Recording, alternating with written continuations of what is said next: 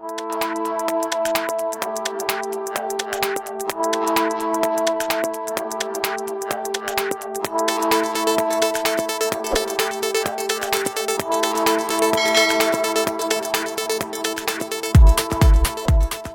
Assalamualaikum warahmatullahi wabarakatuh semua. Okey, kita berjumpa lagi dalam rancangan Science Tube with Mr. Afifi, Teroka Sains bersama Mr. Afifi. Okey, baik. Jadi hari ini kita akan sambung ya topik tahun 2, okey, iaitu berkenaan dengan haiwan. Okey, sebelum ni kita dah belajar tentang haiwan, cara haiwan membiak. Okey, kita dah belajar tentang cara haiwan membiak, iaitu haiwan ada dua cara, iaitu haiwan bertelur dan juga beranak. Okey, baik. Jadi sekarang kita akan sambung dengan buku teks kamu. Okey, cikgu akan bawakan buku teks kamu. Okey, kalau yang ada buku teks, kamu boleh rujuk dekat buku teks kamu sendiri. Kalau tak ada, kamu hanya boleh tengok di sini yang cikgu paparkan sini ya. Okey, baik. Hari tu kita dah tengok tentang ni. Okey, cara haiwan yang membiak. Okey, ada yang bertelur dan juga beranak, melahirkan anak. Baik. Kali ni kita nak tengok tentang bertelur sedikit dan bertelur banyak. Okey, cuba kamu perhatikan gambar-gambar ni. Okey, perhatikan gambar-gambar ni. Kamu tengok ada burung, ada ikan, ada angsa, ada katak, ada penguin, ada semut. Okey, baik. Kita tengok. Okey, untuk pengetahuan kamu ya, ada sesetengah binatang, okey, dia ada yang bertelur dengan begitu banyak, ada yang bertelur sedikit. Sama juga macam haiwan yang melahirkan anak. Ada yang melahirkan anak banyak dan juga ada yang melahirkan anak sedikit, 1, 2 kan. Okey, baik. Tapi kenapa? Kenapa ada yang bertelur banyak? Ada kenapa yang sikit? Kenapa ada yang melahirkan anak banyak dan sikit? Baik. Okey, sebenarnya ada setengah-setengah binatang ini, dia walaupun dia melahirkan dia bertelur dengan banyak, tapi tak semuanya yang telur tersebut dapat lahir, menetas dan juga hidup ke muka bumi ini. Kadang-kadang macam katak. Okey, ada haiwan lain yang makan telur katak. Jadi bila telur katak ni dalam sungai ke dalam tasik, dalam kolam, okey, ada ikan lain, okey, dia nampak telur katak ni, dia akan makan. Contohnya kalau katak dia bertelur 100 biji. Kecil-kecil tu kan, nampak ni. Telur katak ni 100 biji. Okey, katalah ada 100 biji telur katak ini. Tiba-tiba datang ikan, dia makan 50 biji. Jadi tinggal berapa? Berapa? 100 tolak 50. Tinggal berapa? 50 sahaja. Okey. Jadi tinggallah 50 ekor. Itu belum menetas lagi. Bila dia belum membesar lagi menjadi katak. Bila dia dah jadi katak nanti, mungkin masa jadi anak katak akan dimakan lagi oleh haiwan lain, akan diburu oleh pemancing kan. Kamu rasa kan ada pakcik kamu, ayah kamu yang suka memancing menggunakan umpan apa? Umpan anak katak kan. Jadi tak semestinya semua yang lahir itu akan dapat membesar dengan elok dan sihat. Okey, sama juga macam semut, kadang-kadang kita kacau sarang dia, okey. Tetapi yang bertelur sedikit ni contoh macam burung. Okey, burung walaupun dia bertelur sedikit tetapi dia boleh menjaga telur dia. Kalau dia bertelur kata 6 biji, mungkin yang akan hidup adalah 4 biji atau 5 biji yang akan menjadi burung dewasa. Sebab bila dia menetas, dia akan jaga lagi anak dia. Tapi macam katak, lepas dia bertelur, dia tak jaga dah. Okey. Kadang-kadang tu kalau dia dah besar tu yang kamu nampak berudu dalam dalam longkang kan. Tak ada pun mak katak dia ikut je semua kan anak dia kan. So bila jadi macam itu, dia terdedah kepada pemangsa. Adalah haiwan lain yang akan makan kamu yang tolong tangkap berudu tu kan. Buat kamu kata ikan, kamu pergi tangkap. Jadi berkurang. Macam burung, macam angsa, dia menjaga. Kamu tengok ayam. Kalau kamu tengok ayam dekat kampung kamu, okey, kamu balik kampung ataupun rumah kamu tengok dekat rumah kamu, ayam kalau dia bertelur dia akan apa? Dia jaga. Kalau kamu cuba nak usik telur dia, dia marah tak? Dia mesti marah. Tu beza dia, yang bertelur sedikit dan juga yang bertelur banyak. Okey. Jadi dikata apa? Haiwan di atas menghasilkan bilangan telur yang tidak sama banyak. Okey. Seperti yang haiwan-haiwan di atas ni lah. Okey, baik. Sama juga macam haiwan ini, nampak? Apakah yang dapat kamu nyatakan tentang bilangan telur haiwan di sebelah? Yang ini semua, yang ini sedikit. Macam ayam dia sedikit, buaya banyak, nampak? Banyak. Burung unta banyak, kupu-kupu lagi banyak, tapi tak semestinya dia akan dapat membesar dengan sihat. Nampak? Apa sebab dia? Telur haiwan boleh menjadi makanan kepada haiwan lain. Oleh itu, haiwan yang bertelur menjaga dan melindungi telurnya daripada dimakan oleh haiwan lain. Contohnya macam telur ayam. Siapa yang suka makan telur ayam? Bukan telur ayam macam kita makan ni, kita pecahkan goreng, tak. Okay, telur ayam ni biasanya kalau dekat-dekat apa yang haiwan lain yang suka makan ni adalah apa? Biawak, ular kan, dia suka makan telur ayam. Telur burung puyuh pun kena. Okey. Kalau mak ayam tu hilang pergi cari makanan, ada nampak telur je, dia terdedah kepada pemangsa. Jadi itu bahaya. Okey. Burung membuat sarang di atas dahan pokok, telur burung dapat dilindungi daripada dimakan oleh haiwan lain yang berada di bawah pokok. Nampak ni? Ni apa ni? Biawak ke apa ni? Okey. Biawak kot. Okey. Dia nak makan telur burung tak boleh sebab telur burung berada di atas pokok. Tapi kalau kata macam ayam, dia bertelur di atas tanah atau dalam reban, mungkin biawak tu boleh masuk. Okey, bagaimanakah pula penyu melindungi telurnya? Nampak? Penyu bertelur cukup banyak. Okey, dia melindungi telurnya, dia beranak dalam apa? Dia korek pasir dekat pantai tu, dia masukkan dalam pasir itu semua telur dia. Lebih kurang ada dalam 100-200 biji telur. Tetapi lepas saja bertelur, penyu dia tak tunggu dah.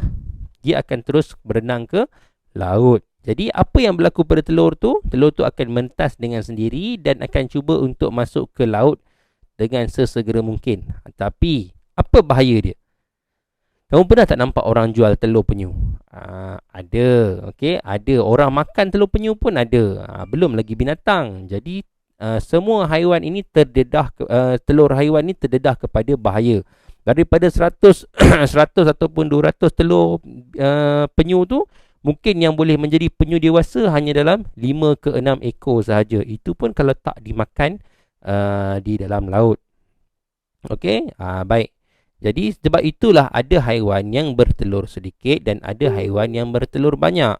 Okey, sama juga macam haiwan yang melahirkan anak, ada haiwan yang beranak sedikit dan juga ada haiwan yang beranak banyak.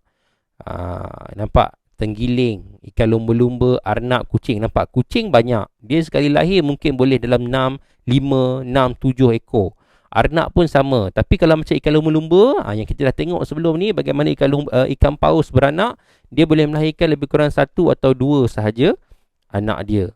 Jadi bilangan dia tak banyak. Jadi kalau kata mati, mungkin haiwan tu akan pupus dengan cepat.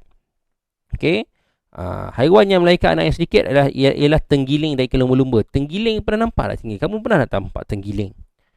Tak pernah. Okey, nak tengok tak macam mana bentuk tenggiling? Okey, kita tengok ya. Baik.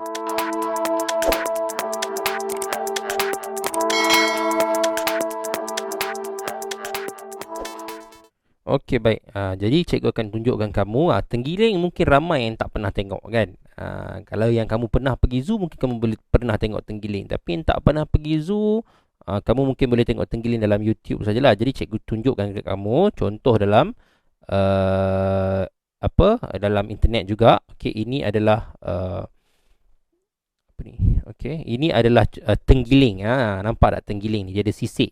Okey, so ini anak tenggiling yang tenggiling yang baru melahirkan anak. Tengok, dia hanya melahirkan seekor sahaja anak. Jadi bayangkan, okey, kamu tengok ya. Kalau kata dia dilahirkan seekor sahaja anak, kalau anak dia ni dah dibunuh ataupun diburu ataupun ditangkap agak-agak, dia ada anak lagi tak? Dia nak melahirkan anak dah lambat lagi kan? Jadi sebab itulah tenggiling sekarang ni semakin pupus. Yang ini adalah tenggiling yang baru lahir di Zoo Bali, Indonesia. Nampak ni? Ni adalah tenggilingnya, nampak? Ni dalam ni anak tenggiling, nampak? Kecil je. Tenggiling ni selepas saja dia lahir, dia akan berkepit ataupun dia akan duduk dengan mak dia. Okey, dan juga dia akan sentiasa memanjat badan ibunya ke mana-mana saja. Jadi ibu dia akan jaga dia lah untuk mengelakkan daripada sebarang bahaya. Tengok ni, nampak? Okey, dia akan berada di atas badan ibu dia. Okey, setiap masa sehinggalah dia boleh berdikari. Inilah apa tenggiling. Jadi tenggiling dia bertelur berapa? Bertelur pula. Dia beranak berapa? Seekor sahaja. Jadi kalau kata seekor tu mati, habislah anak dia, kan? Okey, sebab itulah kita tak boleh nak memburu binatang yang pelik-pelik ni, kan? Sebab nanti pupus dah tak ada, kita tak boleh tengok dah. Kita tengok je lah dalam YouTube, kan? Okey, baik. Ini gajah. Gajah pun sama. Gajah dia melahirkan anak pun sedikit. Dia hanya melahirkan satu ekor sahaja sekali beranak. Nampak? Tapi yang hebatnya, gajah ni anak dia lahir dia terus boleh berjalan. Sama macam zirafah. Itu amat menakjubkan lah. Macam kamu, bila kamu baby, kamu lahir, kamu tak boleh berjalan lagi, kan? Tapi haiwan ni diciptakan oleh Allah Subhanahu Wa Taala boleh berjalan terus. Itulah kehebatan Allah Maha Pencipta. Okey.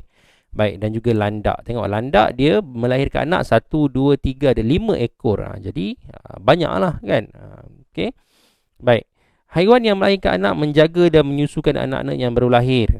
Contoh macam penyu tadi, dia bertelur tapi dia tak menjaga anak dia. Anak dia kena pandai-pandai cari makan sendiri. Tapi haiwan yang melahirkan anak, dia akan menjaga dan menyusukan anak-anaknya.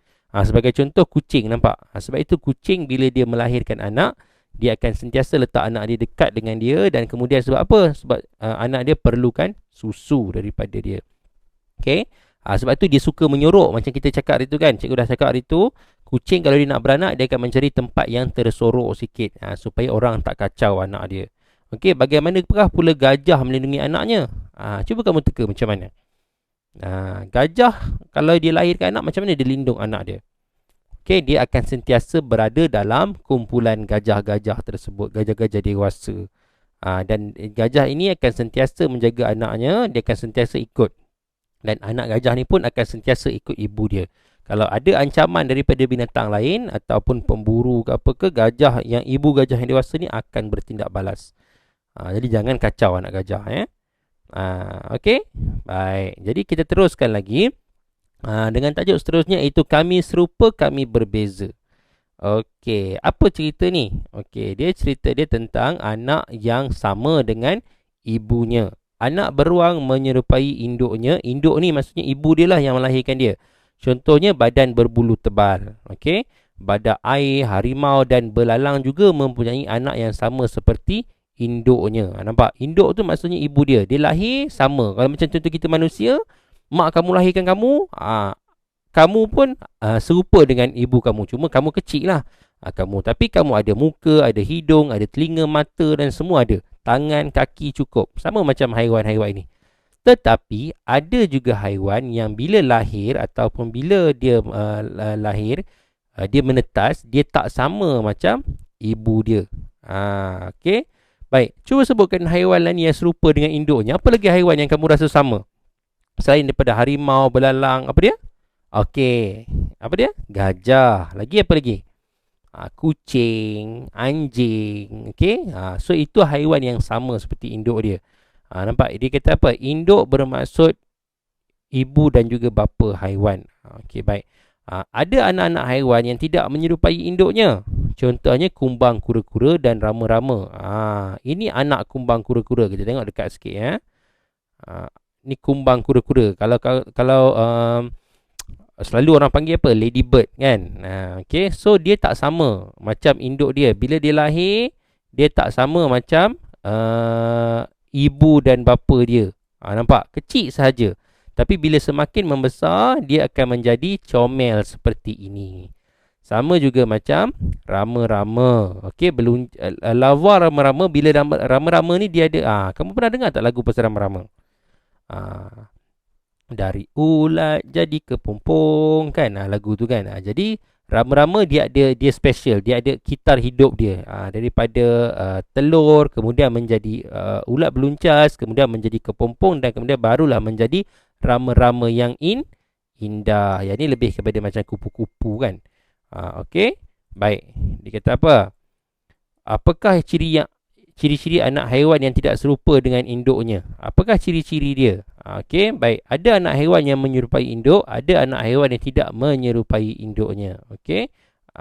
Baik. Ada dua haiwan contoh di sini. Apa lagi contoh haiwan lain? yang tak sama. Apa dia? Nyamuk, katak kan. Katak bila dia bertelur mula-mula bulat, lepas tu dia jadi berudu. Lepas tu jadi anak katak, kemudian baru menjadi katak. Okey, itu tak sama dengan hidupnya, dengan induknya. Okey. Baik. Jadi haiwan yang ada kitar hidup ni, okey, nampak haiwan yang ada tak sama. Okey, ini contoh haiwan yang bertelur akan mengalami perubahan tumbesaran daripada peringkat telur hingga dewasa. Yang ini tak sama dengan induk dia. Okey, ini yang cikgu cakap tadi tu, katak dia ada kitar hidup dia. Okey, yang pertama daripada telur kemudian menjadi berudu, anak katak dan juga katak dewasa. Okey.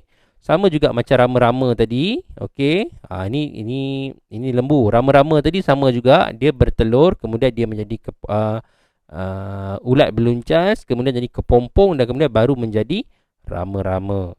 Itu beza dia. Okey.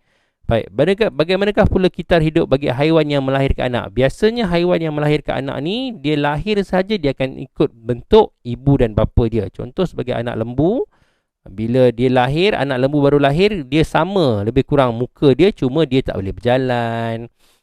Dia bukan tak boleh berjalan, dia boleh berjalan tapi dia masih lemah. Okey, kemudian jadi anak lembu yang kuat dan kemudian barulah menjadi lembu dewasa. Yang ini kamu kena ingat ya. Jadi kita boleh tengok lagi beberapa jenis haiwan yang ada kitar hidup yang berbeza. Okey, baik, boleh faham setakat ni? Okey. Jadi ada aktiviti di sini. Okey, ini adalah rumusan. Okey, rumusan apa yang kamu boleh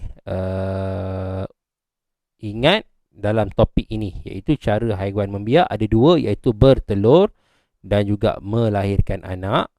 Okey, kemudian ada haiwan yang bertelur banyak, ada haiwan yang bertelur sedikit. Okey, dan ada juga yang melahirkan anak banyak dan ada juga yang melahirkan anak sedikit. Anak-anak serupa dengan induknya, contohnya lembu, badak air, harimau, belalang, beruang, gajah, lagi apa lagi? Singa, lagi zirafah. Okey. Anak yang tidak serupa dengan induknya, katak, rama-rama, nyamuk, kumbang kura-kura. Okey, baik. Jadi ini adalah apa yang kamu perlu ingat untuk topik ini. Okey, baik. Nanti kamu boleh jawab soalan di sini. Cikgu akan bantu kamu nanti untuk jawab soalan-soalan dalam ni. Kita akan buat kemudian lah. Okey, baik. Kalau kamu ada buku teks, kamu boleh cuba terus. Okey, tapi kalau kamu tak ada buku teks, kita akan bincang kemudian. Boleh ke tak boleh? Boleh. Okey, baik. Jadi macam biasa, apabila habis satu topik, cikgu akan bagikan satu soalan untuk kamu jawab dalam ruangan komen di bawah ini ya. Okey, dalam ruangan komen kat bawah ni, kamu jawab, bagi tahu nama kamu, sekolah mana dan juga apa jawapan kamu yang betul. Cikgu akan pilih secara rawak, siapa yang bertuah akan dapat hadiah. Okey? Baik, soalan untuk episod kali ini. Okey, kamu kena cari sama ada dalam YouTube ke, Google ke. Okey. Bagaimanakah platypus membiak? Adakah dia bertelur ataupun melahirkan anak? Adakah dia melahirkan anak banyak ataupun sedikit, ataupun bertelur banyak ataupun bertelur sedikit? Kamu cari dekat internet ke, Google ke, YouTube. Bagaimanakah platypus membiak? Apa dia platypus? Cikgu tak nak bagi tahu, kamu yang kena jawab. Okey? Baik, jangan lupa jawab di ruangan komen yang disediakan di bawah ini. Nama, sekolah dan jawapan kamu. Okey? Baik, cikgu akan pilih haiwan pula. Cikgu akan pilih pemenang yang terbaik untuk mendapat hadiah daripada cikgu. Okey? Jadi sebelum macam biasa, kamu subscribe channel Afifi Arif dan juga playlist Science Tube ini, dan juga jangan lupa untuk like page Facebook Science Tube Mr. Afifi di Facebook untuk tidak terlepas apa-apa episod daripada cikgu untuk topik-topik yang akan datang. Okey, sampai jumpa lagi. Terima kasih. Bye.